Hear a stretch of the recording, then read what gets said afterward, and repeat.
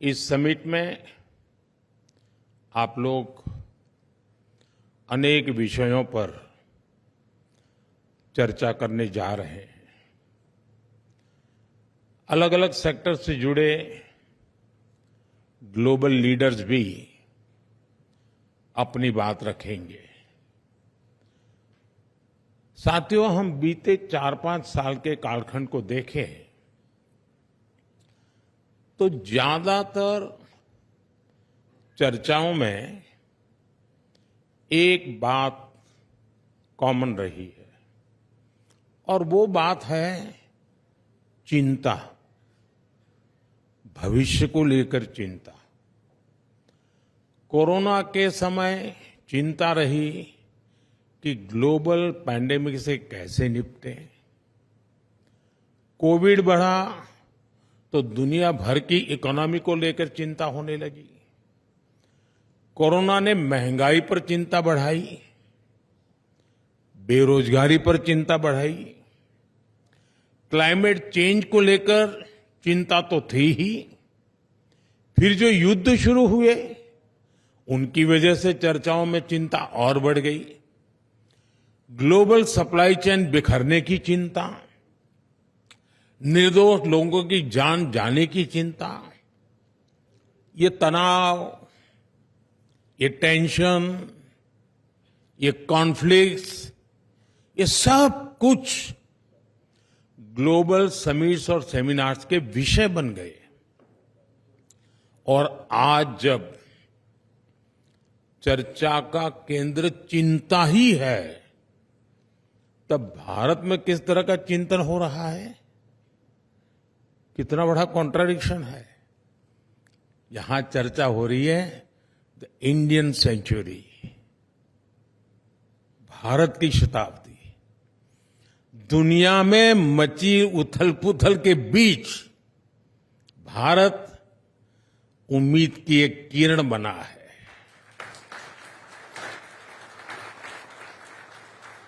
जब दुनिया चिंता में डूबी है, तब भारत आशा का संचार कर रहा है। और ऐसा नहीं कि ग्लोबल सिचुएशन से हमें फर्क नहीं पड़ता, हमें फर्क पड़ता है। चुनौतियां भारत के सामने भी है, लेकिन एक सेंस ऑफ पॉजिटिविटी यहां है जिसको हम सभी फील कर रहे हैं।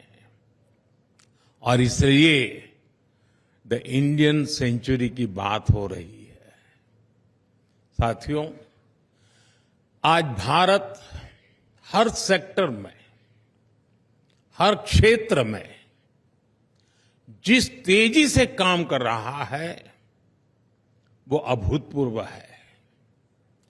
भारत की स्पीड, भारत की स्केल अनप्रेसिडेंटेड है। अभी हमारी सरकार के 3rd टर्म के करीब 125 डेज पूरे हुए हैं। मैं आपके साथ 125 डेज का अनुभव शेयर करूंगा।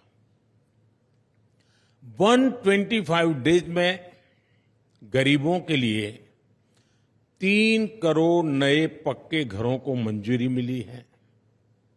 125 डेज में हमने 9 लाख करोड़ रुपए के इंफ्रास्ट्रक्चर प्रोजेक्ट पर काम शुरू किया है।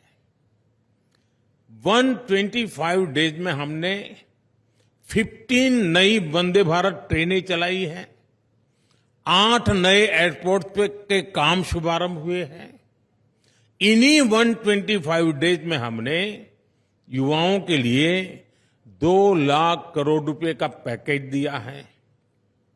हमने किसानों के बैंक खातों में 21,000 करोड़ रुपए सीधे ट्रांसफर किए हैं। हमने 70 साल से अधिक के बुजुर्गों के लिए 5 लाख रुपए तक के मुफ्त इलाज की व्यवस्था की है। आप भारत में हो रहे काम का दायरा देखिए। 125 डेज में 5 लाख घरों में रूफटॉप सोलर प्लांट लगाए गए हैं।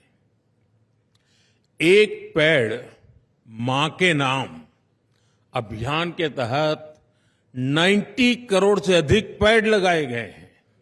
इतना ही नहीं, 125 डेज में हमने 12 नए इंडस्ट्रियल नोड्स को मंजूरी दी है।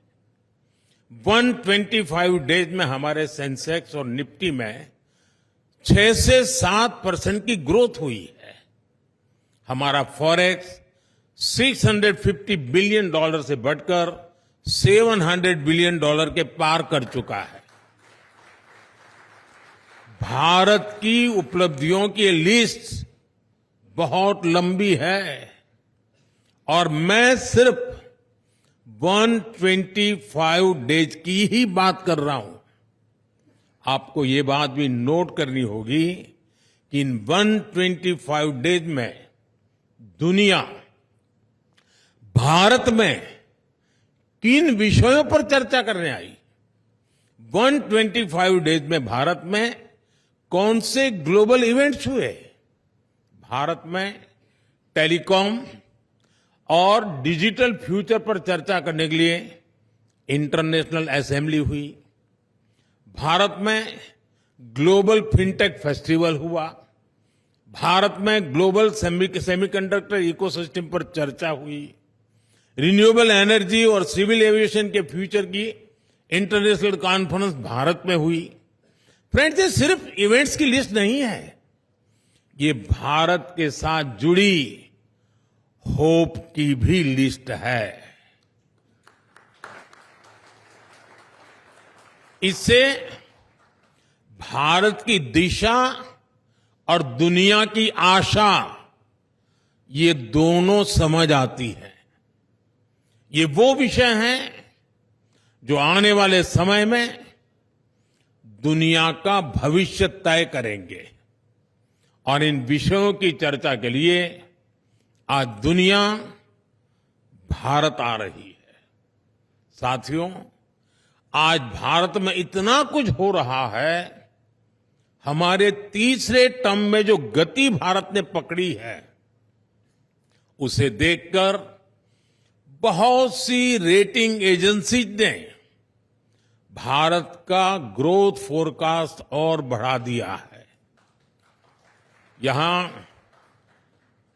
जो भारत को सबसे ज्यादा प्यार करते हैं, ऐसे श्रीमान मार्क मोबियस जैसे पार्कली एक्सपर्ट यहां मौजूद है। वो जिस प्रकार भारत में होने वाले इन्वेस्टमेंट को लेकर उत्साहित है, उसका बहुत महत्व है। जब वो ग्लोबल फंड्स को कहते हैं कि अपना कम से कम 50% फंड भारत के शेयर मार्केट में इन्वेस्ट करे, तो इसका एक बड़ा मतलब है, बहुत बड़ा मैसेज है। साथियों, भारत आज एक विकासशील देश भी है और उभरती हुई शक्ति भी है। हम गरीबी की चुनौतियां भी समझते हैं और प्रगति का रास्ता बनाना भी जानते हैं। हमारी सरकार तेजी से नीतियां बना रही है, निर्णय ले रही है, नए रिफॉर्म्स कर रही है। हालांकि पब्लिक लाइफ में कई बार मुझे भांति भांति के लोग मिल जाते हैं। कुछ लोग कहते हैं, मोदी जी 3 बार लगातार सरकार तो बना ली, इतने सारे काम तो कर ही लिए, तो इतनी दौड़-धूप क्यों करते रहते हो? क्या जरूरत है? दुनिया की 5वीं बड़ी इकोनॉमी बन गए, इतने माइलस्टोन है, इतने पेंडिंग डिसीजन आपने ले लिए, इतने सारे रिफॉर्म्स कर लिए, अब क्या जरूरत है इतनी मेहनत की? ऐसा कहने वाले मुझे ढेर सारे लोग मिलते हैं, लेकिन जो सपने हमने देखे हैं, जो संकल्प लेकर के हम चले हैं, उसमें न चैन है न आराम है।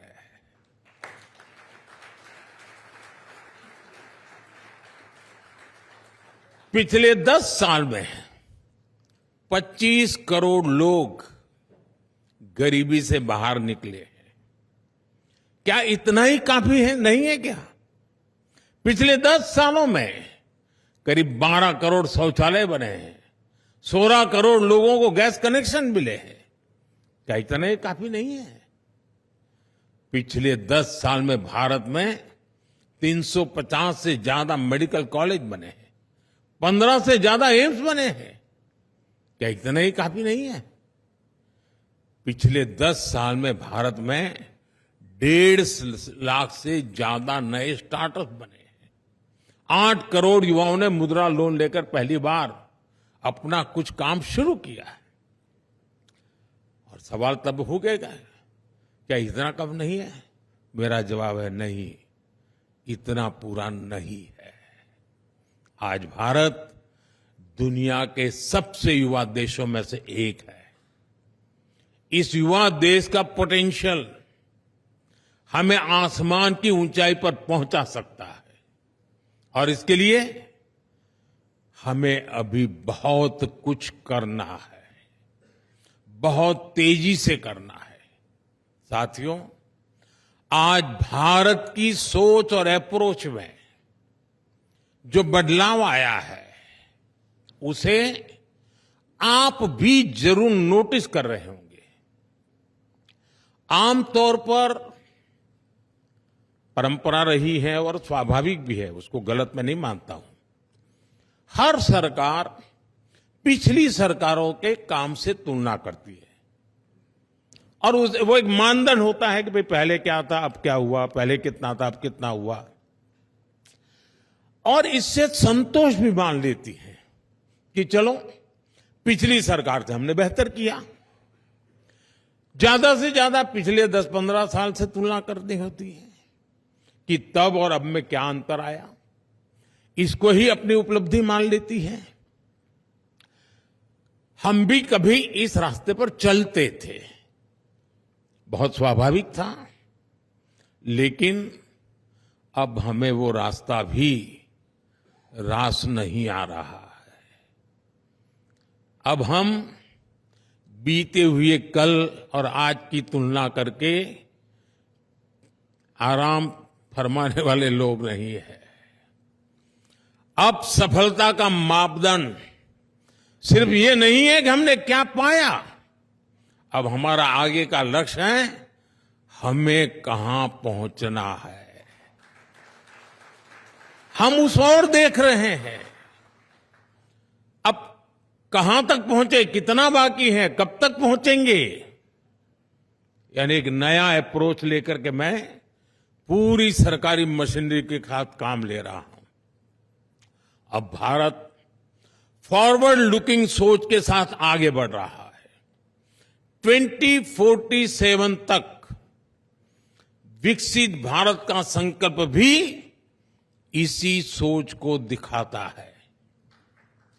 अब हम देखते हैं कि विकसित भारत का जो हमारा संकल्प है, उसकी सिद्धि के लिए हम यहां कहां तक पहुंचे हैं, हमें और कितना करना है, हमें किस स्पीड और स्केल का परिश्रम करना है। और ऐसा नहीं है कि ये सरकार ने तय कर दिया और टारगेट सेट हो गया। विकसित भारत के संकल्प से आज भारत के 140 करोड़ लोग जुड़ गए हैं। वो खुद इसे ड्राइव कर रहे हैं। ये जन भागीदारी का अभियान ही नहीं, बल्कि भारत के आत्मविश्वास का आंदोलन भी बन चुका है। आपको हैरानी होगी, जब सरकार ने विकसित भारत के विजन डॉक्यूमेंट पर काम करना शुरू किया तो लाखों लोगों ने अपने सुझाव भेजे। स्कूल, कॉलेज, यूनिवर्सिटीज में डिबेट्स हुए, डिस्कशंस हुए। सरकारी और सामाजिक संगठनों ने डिबेट्स किए। जनता से जो सुझाव मिले, उनके आधार पर भारत ने अगले 25 साल के लक्ष्य तय किए। विकसित भारत पर डिस्कशंस आज हमारी कॉन्सेंस का, हमारे चैतन्य का हिस्सा बन चुका है। मैं समझता हूं ये जनशक्ति से राष्ट्र शक्ति के निर्माण का सबसे बड़ा उदाहरण है। साथियों, आज भारत के पास एक और एडवांटेज है जो इस सदी को भारत की सदी बनाने के लिए बहुत महत्वपूर्ण है। आप सब उतना ही गंभीर है। भारत का मिडिल क्लास, भारत के सामान्य जन, उनकी ईज ऑफ लिविंग, उनकी क्वालिटी ऑफ लाइफ, भारत के छोटे उद्यमी, एमएसएमईज, भारत के युवा, भारत की महिलाएं, हम सबके एस्पिरेशंस को ध्यान में रखते हुए नीतियां बना रहे हैं, निर्णय ले रहे हैं। साथियों, एस्पिरेशनल इंडिया का एक उदाहरण भारत में कनेक्टिविटी को लेकर हो रहा शानदार काम है। हमने फास्ट फिजिकल कनेक्टिविटी और इंक्लूसिव कनेक्टिविटी पर बहुत फोकस किया है। ये डेवलपमेंट की एस्पिरेशन रखने वाले समाज के लिए बहुत जरूरी होता है। भारत के लिए तो ये और अधिक जरूरी है। इतना बड़ा देश, इतनी डाइवर्स ज्योग्राफी, भारत के पोटेंशियल को सही मायने में रियलाइज करने के लिए तेजी से कनेक्ट करना आवश्यक था। इसलिए हमने एयर ट्रैवल पर भी विशेष फोकस किया। मुझे याद है कि जब मैंने पहली बार कहा कि मैं हवाई चप्पल पहनने वालों को हवाई यात्रा कराना चाहता हूं, तो एक स्वाभाविक सा रिएक्शन था कि ये भारत में कैसे संभव है। लेकिन हम आगे बढ़े और उड़ान योजना शुरू हुई। आज उड़ान को 8 साल पूरे हो चुके हैं। उड़ान के तहत हमने 2 पिलर्स पर काम किया। एक टियर 2, टियर 3 शहरों में एयरपोर्ट्स का नया नेटवर्क बनाया और दूसरा एयर ट्रैवल को अफोर्डेबल बनाया, सबकी पहुंच में लाई। उड़ान योजना के तहत करीब 3 लाख फ्लाइट्स उड़ान भर चुकी हैं। इनमें 1.5 करोड़ आम नागरिक सफर कर चुके हैं। आज 600 से अधिक रूट्स उड़ान के तहत और इनमें से ज्यादातर छोटे शहरों को कनेक्ट करते हैं। 2014 में देश में 70 के आसपास एयरपोर्ट थे। आज देश में एयरपोर्ट की संख्या 150 को पार कर गई है। उड़ान योजना ने दिखाया है कि कैसे समाज की एस्पिरेशन विकास को गति देती है। साथियों, मैं आपको युवाओं से जुड़े कुछ उदाहरण देता हूं। हम भारत के युवाओं को एक ऐसी फोर्स बनाने में जुटे हैं जो पूरी दुनिया की ग्रोथ को ड्राइव कर सके, और इसलिए education, skill development, research, employment पर हमारा बहुत ज्यादा जोर है। पिछले 10 साल में इन क्षेत्रों में जो काम हमने किए हैं उसके नतीजे मिलने लगे हैं। अभी कुछ दिन पहले ही टाइम्स हायर एजुकेशन रैंकिंग आई है। भारत दुनिया का वो देश है जहां रिसर्च क्वालिटी के मामले में सबसे अधिक सुधार हुआ है। बीते 8-9 सालों में भारत की यूनिवर्सिटीज का पार्टिसिपेशन 30 से बढ़कर 100 से अधिक हो चुका है। क्यूएस वर्ल्ड यूनिवर्सिटी रैंकिंग में भी भारत की प्रेजेंस 10 साल में 300% से अधिक बढ़ी है। आज पेटेंट्स और ट्रेडमार्क्स की संख्या ऑल टाइम हाई पहुंच रही है। आज भारत दुनिया के लिए R&D का एक बड़ा हब बनते जा रहा है। दुनिया की करीब 2,500 कंपनियों के रिसर्च सेंटर भारत में है। भारत में स्टार्टअप इकोसिस्टम भी, उसका भी अभूतपूर्व विस्तार हो रहा है। साथियों, भारत में हो रहे हैं ये चौतरफा परिवर्तन दुनिया के लिए भी विश्वास का आधार बन रहे हैं। आज बहुत सारे विषयों में भारत ग्लोबल फ्यूचर को दिशा देने में लीड ले रहा है। दुनिया को लगता है कि भारत संकट के समय का साथी है। आप कोविड का वो दौर याद कीजिए, जरूरी दवाओं की, जरूरी वैक्सीन की हमारी जो कैपेसिटी थी, उससे हम भी करोड़ों डॉलर कमा सकते थे। उससे भारत का फायदा होता, लेकिन मानवता हार जाती। ये हमारे संस्कार नहीं है। हमने दुनिया के सैकड़ों देशों को संकट के समय दवाई पहुंचाई, जीवन रक्षक वैक्सीन पहुंचाई। मुझे संतोष है कि कठिन समय में भारत दुनिया के काम आ पाया। साथियों, भारत टेकन फॉर ग्रांटेड रिश्ते नहीं बनाता। हमारे रिश्तों की बुनियाद विश्वास और विश्वसनीयता के आधार पर है, और ये बात दुनिया भी समझ रही है। भारत एक ऐसा देश है जिसकी प्रगति से दुनिया में आनंद का भाव आता है। भारत सफल होता है, विश्व को अच्छा लगता है। अब चंद्रयान की घटना देख लीजिए, पूरे विश्व ने उसको एक उत्सव के रूप में मनाया। भारत आगे बढ़ता है तो जलन का, ईर्ष्या का भाव नहीं पैदा होता। हमारी प्रगति से दुनिया खुश होती है, क्योंकि भारत की प्रगति से पूरी दुनिया को फायदा होगा। हम सब जानते हैं कि कैसे अतीत में भारत ग्लोबल ग्रोथ को बढ़ाने वाली एक पॉजिटिव फोर्स था। कैसे भारत के आइडियाज, भारत के इनोवेशंस, भारत के प्रोडक्ट्स ने सदियों तक दुनिया पर अपना प्रभाव छोड़ा था। लेकिन समय बदला, भारत ने गुलामी का लंबा कालखंड देखा और हम पिछड़ते चले गए। इंडस्ट्रियल रिवॉल्यूशन के समय भी भारत गुलाम था। गुलामी के कारण हम औद्योगिक क्रांतियों का फायदा नहीं उठा पाए। वो समय भारत के हाथ से निकल गया। लेकिन अब आज ये भारत का समय है। ये इंडस्ट्री 4.0 का दौर है। भारत अब गुलाम नहीं है। हमें आजाद हुए 75 साल हो गए हैं, और इसलिए अब हम कमर कसकर तैयार है। फ्रेंड्स, इंडस्ट्री 4.0 के लिए जो स्किल सेट चाहिए, जो इंफ्रास्ट्रक्चर चाहिए, उस पर भारत बहुत तेजी से काम कर रहा है। बीते दशक के दौरान मुझे कितने ही ग्लोबल प्लेटफॉर्म से जुड़ने का अवसर मिला है।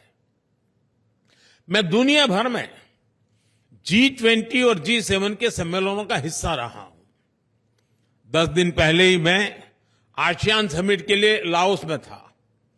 आपको जानकर अच्छा लगेगा कि लगभग हर समिट में भारत के डिजिटल पब्लिक इंफ्रास्ट्रक्चर की बहुत अधिक चर्चा होती है। आज पूरी दुनिया की नजर भारत के डीपीआई पर है। यहां हमारे साथी भारत के प्रशंसक श्रीमान पॉल रोमर बैठे हैं। मुझे पहले भी उनसे काफी विचार विस्तार से चर्चा करने का मौका मिला है। मैंने उनसे बहुत चर्चाएं की हैं। मैं अमेरिका में भी इनसे मिला। हमारी चर्चाओं के दौरान पॉल ने भारत के डिजिटल इंफ्रास्ट्रक्चर की, आधार और डिजी लॉकर जैसे इनोवेशन की बहुत तारीफ की है। बड़ी बड़ी समिट्स में इसी तरह लोगों को हैरानी होती है कि भारत ने इतना शानदार डीपीआई कैसे विकसित कर लिया। फ्रेंड्स, इंटरनेट के दौर में भारत के पास फर्स्ट मूवर का एडवांटेज नहीं था। जिन देशों के पास ये एडवांटेज था, वहां प्राइवेट प्लेटफॉर्म्स ने, प्राइवेट इनोवेशंस ने डिजिटल स्पेस को लीड किया। इससे निश्चित रूप से एक नई क्रांति दुनिया में आई, लेकिन उसके लाभ का दायरा सीमित ही था। जबकि भारत ने एक नया मॉडल दुनिया को दिया है। भारत ने टेक्नोलॉजी को डेमोक्रेटाइज करके डिजिटल पब्लिक इंफ्रास्ट्रक्चर का नया रास्ता दुनिया को दिखाया है। आज भारत में सरकार एक प्लेटफॉर्म बनाती है और उस पर लाखों नए इनोवेशंस होते हैं। हमारी जनधन, आधार और मोबाइल की जेम कनेक्टिविटी, सर्विसेज की फास्टर और लीकेज फ्री डिलीवरी का एक बेहतरीन सिस्टम बन गया है।